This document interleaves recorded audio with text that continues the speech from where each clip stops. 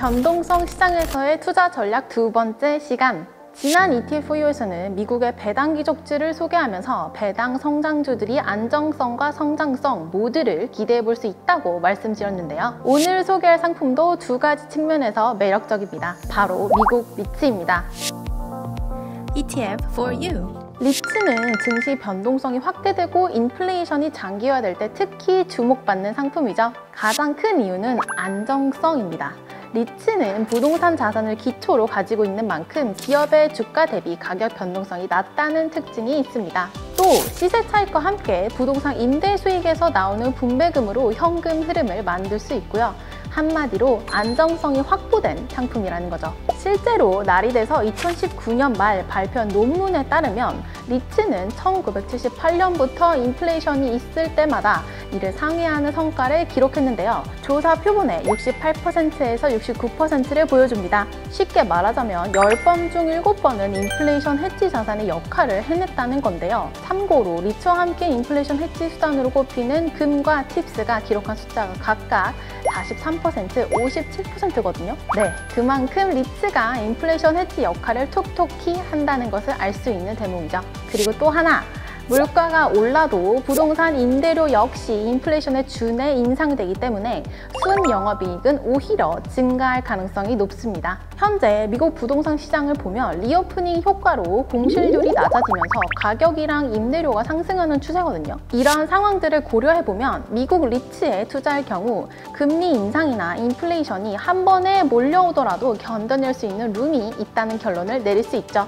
다음은 미국 리츠의 성장성에 대해 얘기해 볼게요. 미국 리츠의 성장성이 기대되는 이유는 크게 두 가지를 꼽을 수 있습니다. 첫째로는 리오프닝에 따른 수혜로 호텔, 쇼핑몰, 리테일 이용 수요가 늘어나고 있다는 거예요.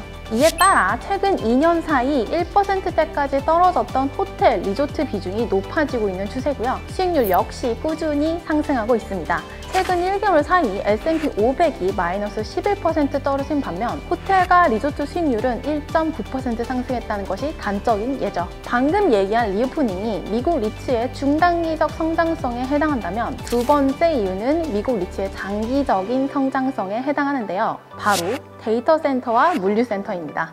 먼저 데이터 센터는 기업들의 디지털 전환, 클라우드 사용 증가에 따라 활발하게 성장하고 있는 분야죠. 공급 과잉으로 인한 임차인 뺏기 경쟁 때문에 한때 임대료가 하방 압력이 있기는 했지만 지금은 조금 다릅니다. 2021년 아메리칸 타워가 M&A를 진행하고 다양한 데이터 센터들이 사모펀드에 포함되면서 치열했던 업계 내 경쟁은 완화됐어요. 그리고 아시아와 유럽으로 계속해서 해외 확장이 진행되고 있는 상황입니다.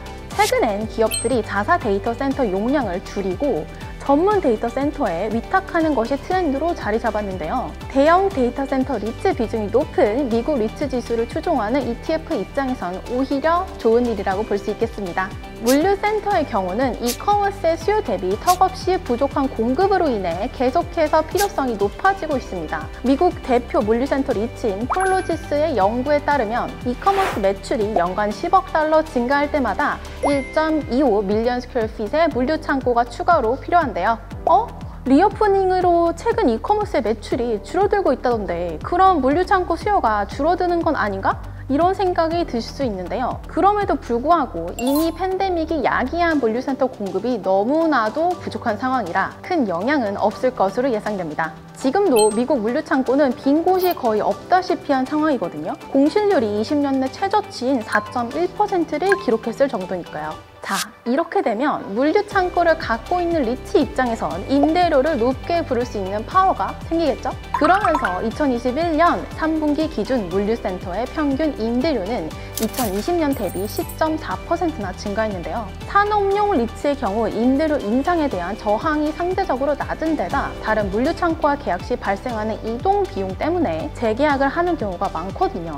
이런 점들을 감안한다면 물류창고 역시 여전히 장기 성장할 여력이 있다고 볼 수 있겠습니다. 그렇다면 지금까지 얘기한 내용들을 충족시키는 상품은 뭐가 있을까요? 타이거 ETF에서 소개해드리고 싶은 상품은 바로 미국 MSCI 리츠 ETF입니다.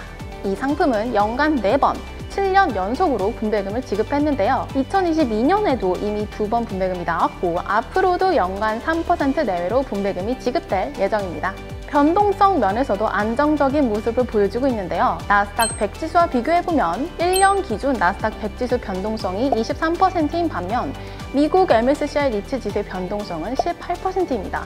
확실히 부동산을 기초로 가지고 있는 만큼 기업의 주가보다 덜 흔들리는 것을 알 수 있었죠. 구성 종목을 보면 데이터 센터에서는 디지털 리얼티와 에퀴닉스, 물류 센터에는 프롤로지스, 호텔 리조트에는 호스트 호텔 리조트 등 앞서 언급한 내용들을 모두 포함하고 있습니다. ETFU, 이번 시간에도 인플레이션 시대에 안정성과 성장성을 함께 추구하는 투자 방법과 상품에 대해 알아보는 두 번째 시간을 가져봤는데요. 오늘 얘기가 여러분들의 투자에 많은 도움이 됐길 바라며 이번 시간을 마치겠습니다. 좋아요와 구독 버튼 아낌없이 꾹 아시죠? 나날이 늘어나는 댓글은 사랑입니다. 감사합니다. ETF for you.